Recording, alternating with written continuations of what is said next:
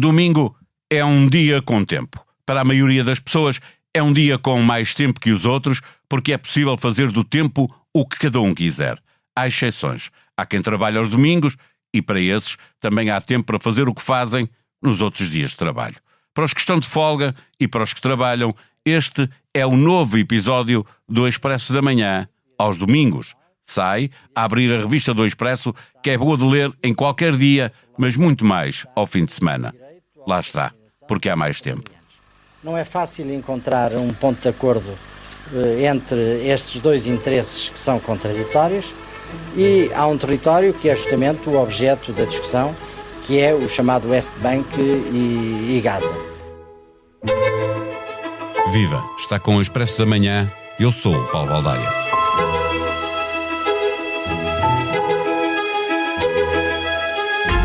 Portugal defende a existência do Estado de Israel e do Estado da Palestina, mas demorou para lá chegar.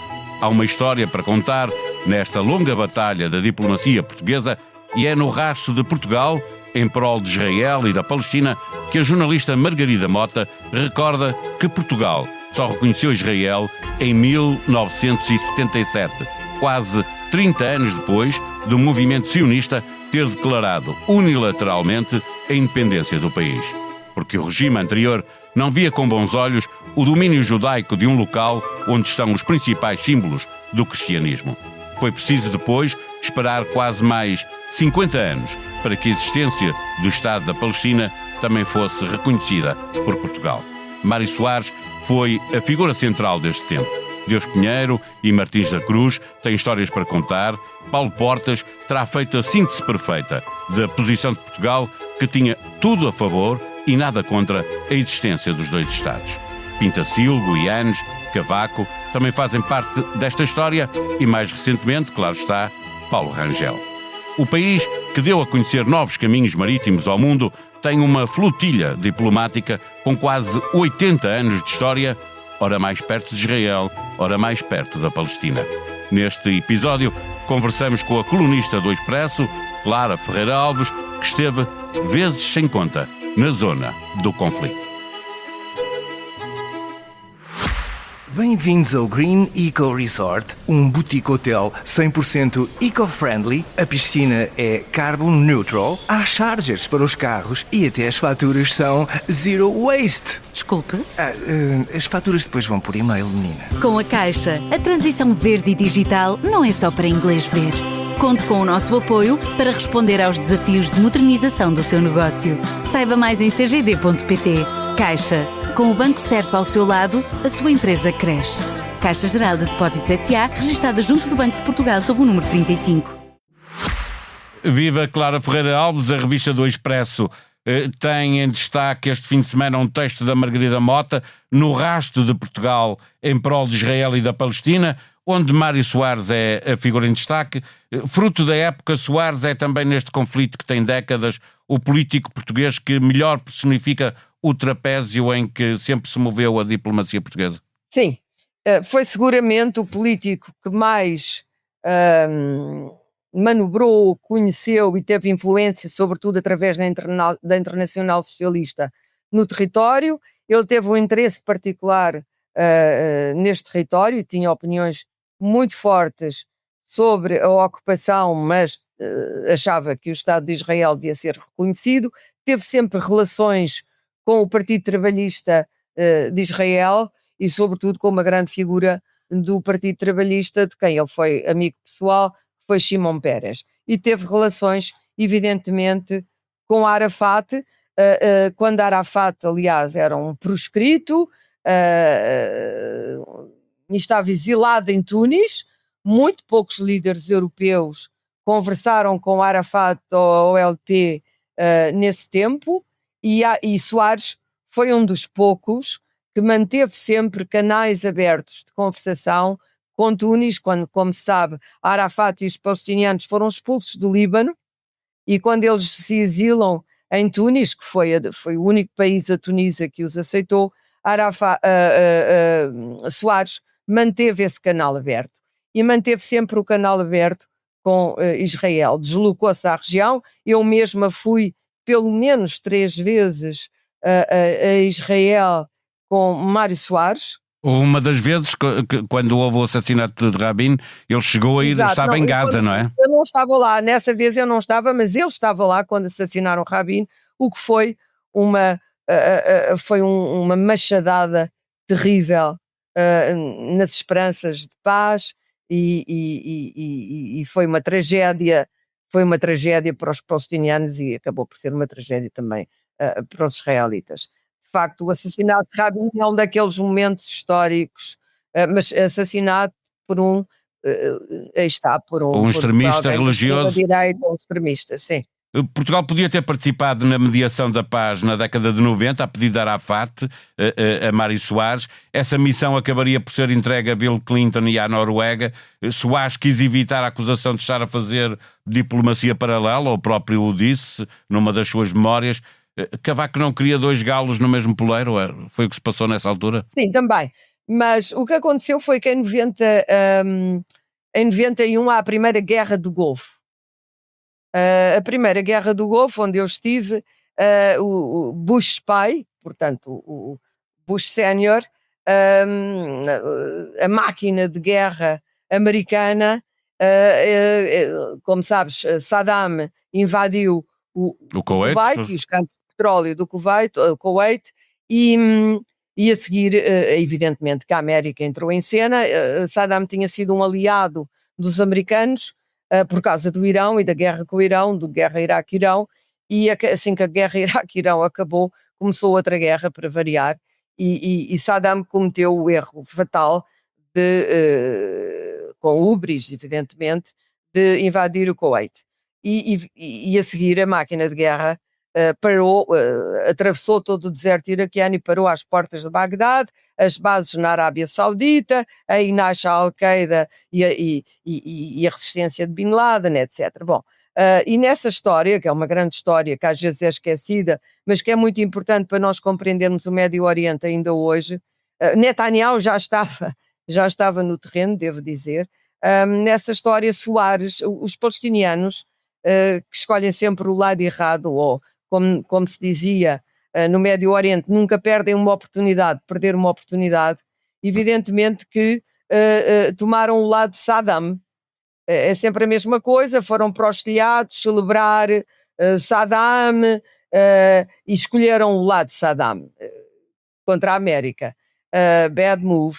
E nessa altura o Arafat e a OLP foram completamente isolados. Ficaram completamente isolados. Ninguém conversava com eles, ninguém falava com eles. Israel estava, todo o esforço de guerra, Israel estava em fúria, Israel queria entrar na guerra, todo o esforço de guerra americano foi feito e todo o esforço de diplomacia, sobretudo diplomacia, foi feito para impedir Israel de entrar na guerra. Israel queria pôr a sua força aérea no ar e começar a bombardear o Iraque. E os americanos, isto foi de facto uma proeza diplomática, conseguiram impedir Israel. Mas Arafat estava completamente isolado, fisicamente isolado. E Soares escreveu uma carta a Arafat. Escreveu uma carta, estendeu uma mão a Arafat. Arafat ficou muito comovido com isto, porque ninguém, como se costuma dizer, lhe atendia ao telefone. E, portanto, essa mediação de Soares caiu muito mal. Caiu muito mal em Israel e os americanos também não gostaram, porque foi feita durante a guerra. Foi um ato de enorme coragem, foi um ato de diplomacia, mas quando há guerra, normalmente a diplomacia, e quando há diplomacia americana no terreno, os americanos não gostam de outros intervenientes.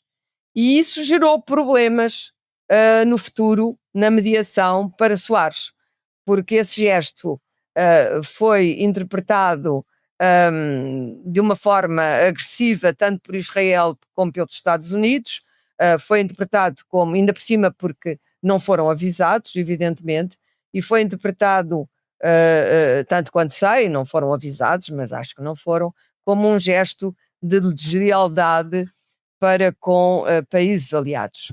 E isso gerou inquinou, digamos, algum papel que Soares pudesse vir a ter no futuro em quaisquer processos de mediação. Mas também devo dizer que isso não foi suficiente e nunca seria suficiente. Quando Bill Clinton tenta um novo processo de paz, que foi um processo muito importante, foi a melhor oferta que os palestinianos tiveram até hoje, mas novamente recusaram, não perdendo a oportunidade de perder uma oportunidade.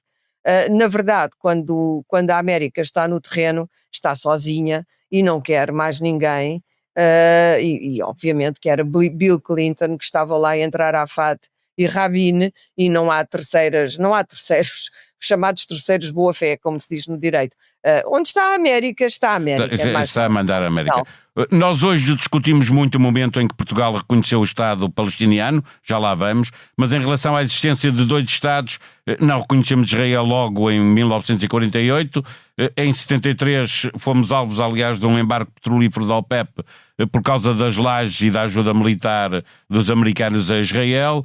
Portugal só reconheceu Israel em 1977. E quando Paulo Portas foi ministro, já em 2011, disse o seguinte: Portugal faria tudo pela Palestina, que merece ter o seu Estado, e não faria nada contra Israel, que merece ter a sua segurança. É uma boa síntese da posição portuguesa no maior imbróglio diplomático do pós-Segunda Guerra Mundial.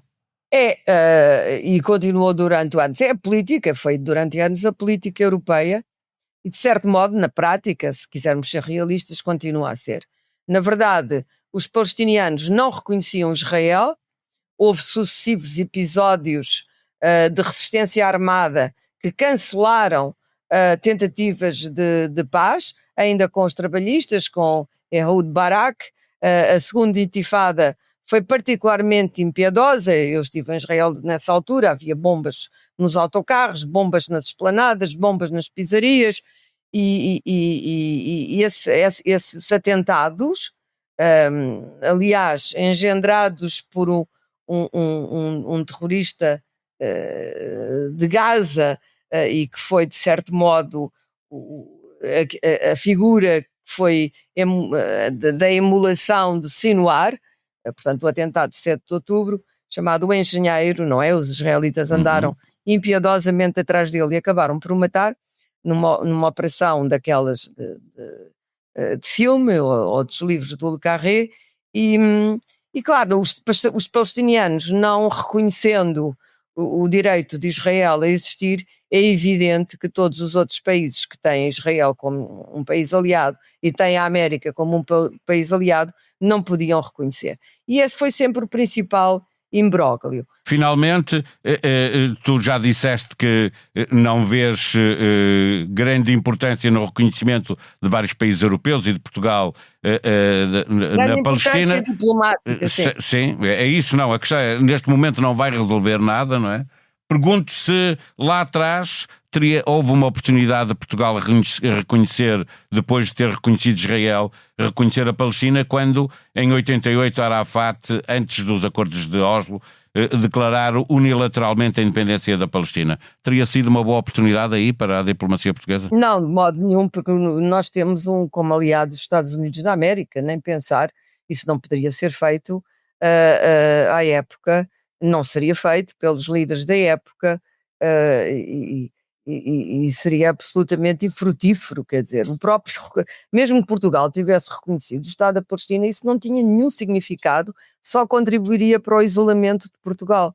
Seria um reconhecimento ao contrário, não faria nada. O que é que isso ia fazer pelo Estado palestiniano? Nada. Qual é a importância estratégica de Portugal na região? Zero. Portugal participa, aliás, porque já não tem nenhum líder, já não tem nenhum chefe hoje que tenha alguma penetração na região ou alguma importância na região. Isso acabou com Jorge Sampaio. Jorge Sampaio foi de facto alguém que teve importância na região, foi o líder da Aliança de Civilizações, foi várias vezes à região, interessou-se pela região, interessou-se, via o estabelecimento do Estado palestiniano como uma condição sine qua non para haver paz na região, mas depois de Jorge Sampaio isso não teve continuidade.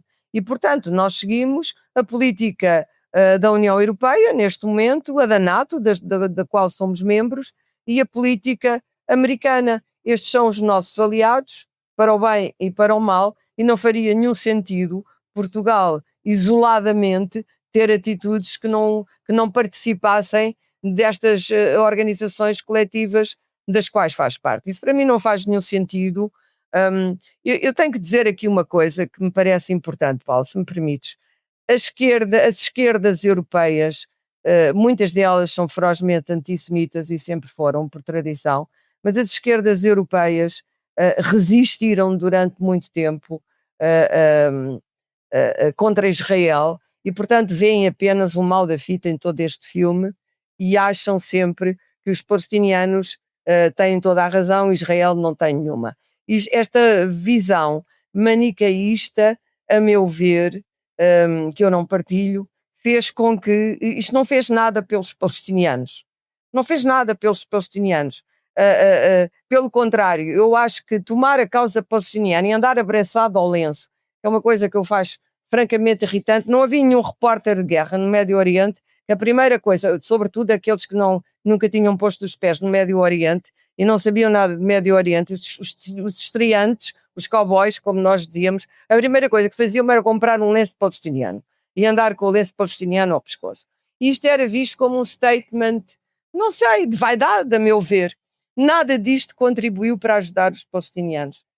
A audição deste podcast não dispensa a leitura da revista do Expresso deste fim de semana. Pode assinar o jornal e ter acesso logo na noite de quinta-feira a todos os conteúdos da revista. Para lá da paz que se procura entre judeus e muçulmanos, nesta revista há também a procura da paz espiritual de uma peregrinação da jornalista do Sete Margens, Clara Raimundo, entre Fátima e Roma, passando por Lourdes.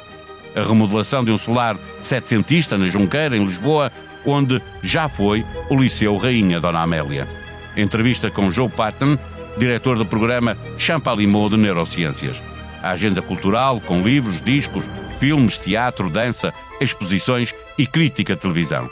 Crónicas de Clara Ferreira Alves, Pedro Mexia, Guta Moura Guedes e Ricardo Araújo Pereira. Tanto para ler numa só revista que vem acompanhada de notícias no primeiro caderno, no caderno Ideias e no caderno de Economia. Tudo isto e uma só assinatura em que pode ter, igualmente, acesso aos exclusivos da SIC Notícias e ao The New York Times. A sonoplastia deste episódio foi de João Martins. Tenham um bom domingo, nós vamos voltar amanhã. Até lá.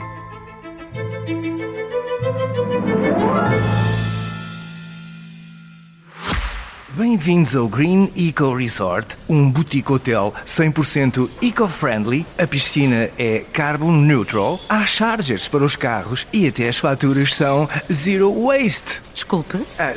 As faturas depois vão por e-mail, menina. Com a Caixa, a transição verde e digital não é só para inglês ver. Conte com o nosso apoio para responder aos desafios de modernização do seu negócio. Saiba mais em cgd.pt. Caixa. Com o banco certo ao seu lado, a sua empresa cresce. Caixa Geral de Depósitos S.A., registada junto do Banco de Portugal sob o número 35.